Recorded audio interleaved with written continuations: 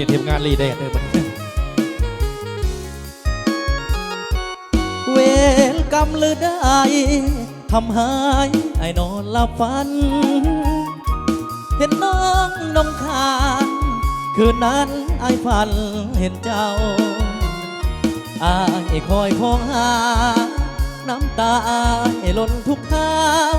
ส่วนไอ้นี่คิดถึงสาวเจ้าความหลังเก่าไอ้บอกเคยลืมเสียงเพลงไอ้ทวนเนื้อนวลได้ยินแล้วลือ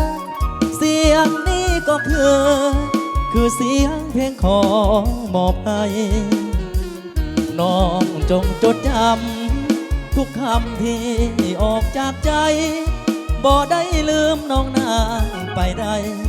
ส่วนหัวใจมอบให้เด่นาหากบุญอายมี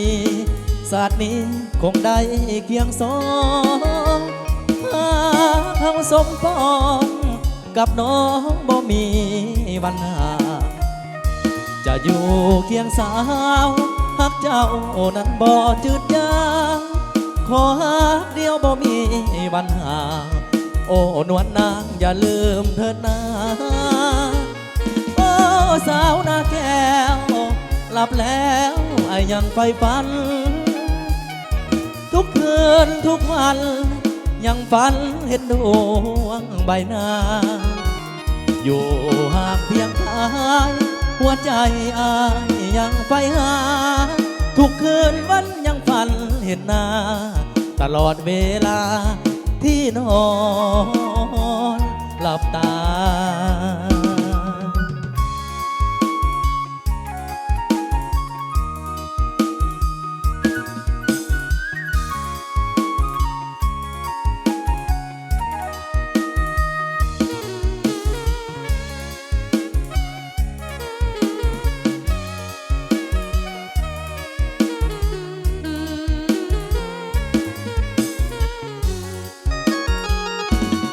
หากบุญอายมี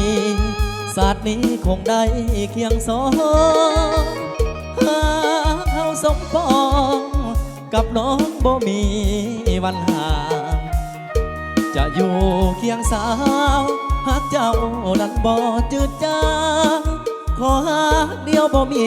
วันห่างโอ้นวลนางอย่าลืมเถิดนาโอ้สาวนาแก้วหลับแล้วไอ้ยังใฝ่ฝันทุกคืนทุกวันยังฝันเห็นดวงใบหน้าอยู่ห่างเพียงกายหัวใจอายยังใฝ่หาทุกคืนวันยังฝันเห็นหน้าตลอดเวลาที่นอนหลับตา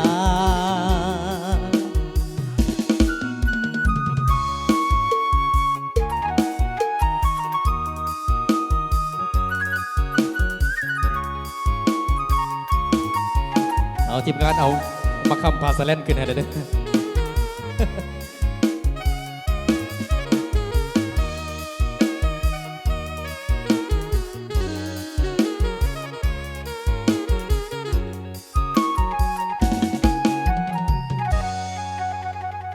เจ้าขอบใจหลายๆเด้อขอบใจนำเจ้าภาพสองกำสองภัยนะ